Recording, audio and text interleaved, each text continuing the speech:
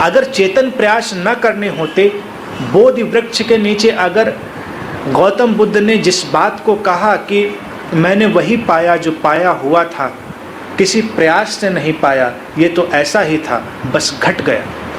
तथाता की बात, उस तथाता से निकला तथागत। लेकिन उस तथागत की बात अगर वैसी की वैसी ही तुम पकड़ लो तो फिर ध्यान विधियां उन्होंने क्यों दी?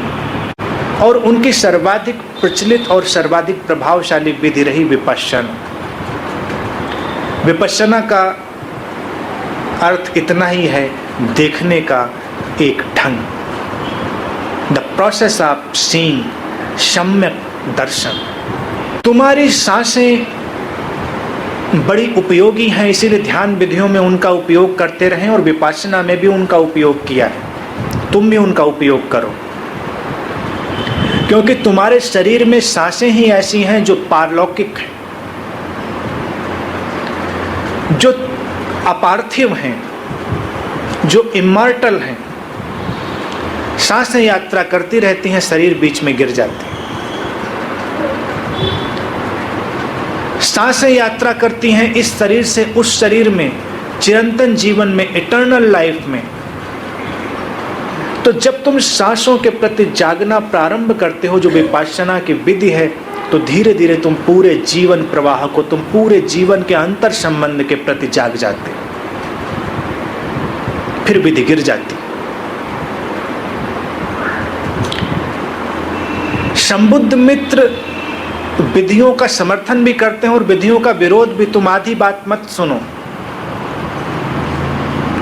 विधियां उपयोगी भी हैं और विधियां व्यर्थ भी हैं।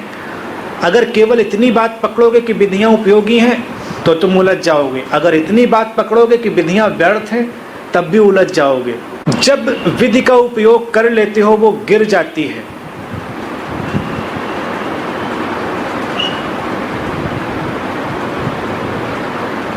तुम यहां आए, पैरों का उपयोग किया, यहां आकर बैठ गए, अब पैर कहीं नहीं। कि अभी भी कहीं पैर हैं? तुम देखोगे, कहोगे नहीं ये पैर तो हैं मेरे, लेकिन ये तुम्हारे शरीर के अंग हैं। पैर उस घटना को कहते हैं जो चलती है। चलने के साथ ही पैर जन्म जाते हैं। अगर पैर अभी इमोबिलाइज हो जाएं तो वो केवल शरीर का एक सजावटी हिस्सा रह जाएंगे, एक डेकोरेटिव पार्ट रह जाएंगे, वो पैर नहीं रह जाएंगे, या रह जाएंगे कहने भर को, नाम मात्र को। जैसे यहाँ हम सूरज का एक चित्र लगा दें, एक पेंटिंग लगा दें, तो कहने मात्र को वो सूरज की बात होगी, लेकिन वो सूरज थोड़ा ही होगा। अगर पैर चल नहीं रहे हैं, वो इमोबिलाइज हो गए हैं, तो वो केवल पेंटिंग में तब्दील हो गए हैं, एक कलाकृति में बदल गए हैं। पैर वो घटना है जो चलती है तब जन्मती है, और जब चलना पूरा हो जाता है तुम रुक जाते हो, पैर मिट जाते हो। इसीलिए वैज्ञानिकों का एक हाइपोथेटिकल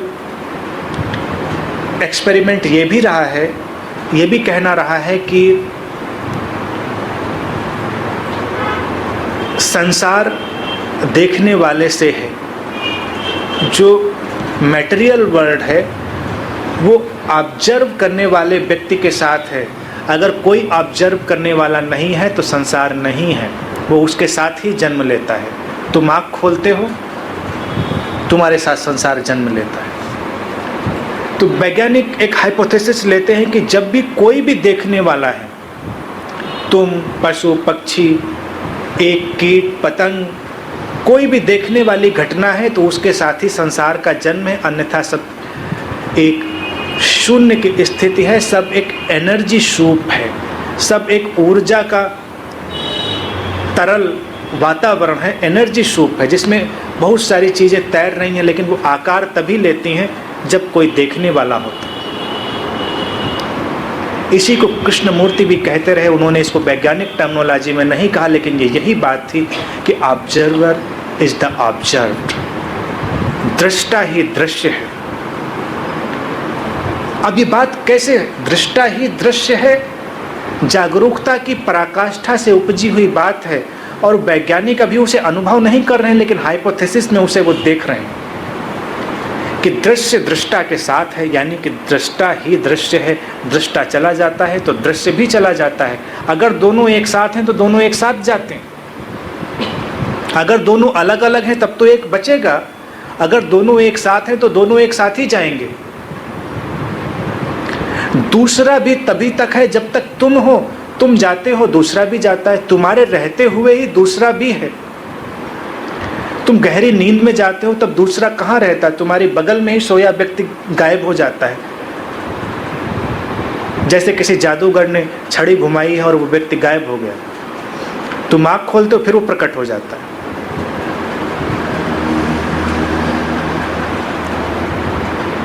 तुम्हारी चेतना में वो व्यक्ति कहाँ गया, इसी बात से वो हाइपोथेसिस जन्म लेती है दृष्टा और दृश्य की।